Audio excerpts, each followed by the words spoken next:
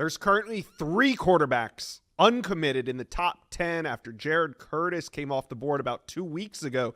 We haven't seen another quarterback in the top 10 commit, but it seems like we're getting close. So, Steve, I want to talk a little quarterback dominoes with you, starting with 5-star quarterback Ryder Lyons. After Jared Curtis picked Georgia, you promptly put in that pick for the Oregon Ducks.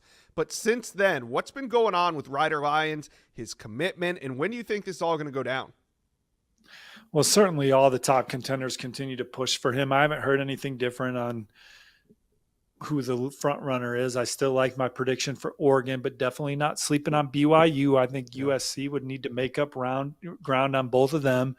And you have Michigan and Ohio State and Ole Miss still in play, programs that he has visited, that he's keen on, where he sees he could be very successful.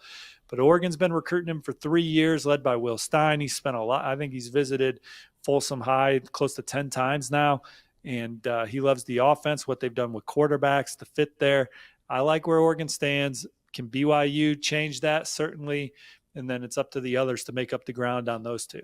All right, so Ryder Lyons, the number 5 ranked quarterback. So we'll move to number 6. He's uncommitted. Landon Duckworth, one-time South Carolina commitment, 6'3", 190 out of Jackson, Alabama, and his recruitment is now coming into focus. What are you hearing?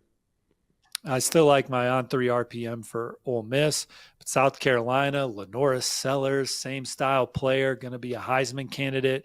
They're pouring a lot into that recruitment. Can they get them back in the fold? They're a team to watch. So, but I like my Ole Miss prediction. North Carolina, some of the others, Florida State in there for Landon Duckworth, but I'm with Ole Miss right now. All right, and then we have the 3rd uncommitted in the top 10. We're sitting there at number 7, Bo Bentley out of Salina, Texas, and he recently narrowed that list of offers down to a final 2. We have LSU and Oklahoma. Steve, how do you read it? Yeah, reported this week he's taking his first official visit to LSU next weekend. Then he goes to Oklahoma. Then he'll look to make a decision. At one point when the Sooners offered, it looked like it was going to be a slam dunk for OU to land him. He's a longtime Oklahoma fan. He's visited twice this year. They bring in Coach Arbuckle. He was his first offer at the position. What he's done with John Mateer. John Mateer has talked to him about already being at Oklahoma and loving it. But LSU, they're right there. And there's confidence around Baton Rouge. They can get this done. The Heisman Trophy winners, the high draft picks at the position, all the support that the quarterbacks get at LSU from a development standpoint. They're very much in this. I could see him being a Bayou Bengal when all is said and done.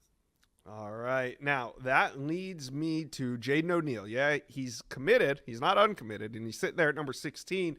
But the Bo Bentley drama, whatever's happening right now with Bo Bentley, could push Jaden O'Neal, who's committed to Oklahoma, the 16th ranked quarterback committed to Oklahoma. It could push him off of that commitment.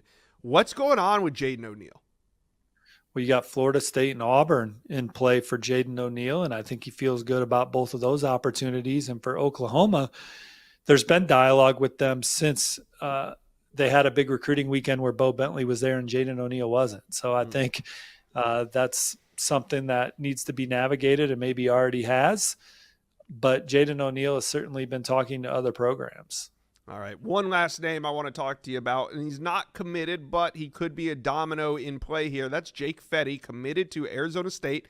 Kenny Dillingham really got himself a good one early. I continue to hear just a lot of buzz around the talent that Fetty has. So do you think there's anyone on the radar right now that could potentially flip him?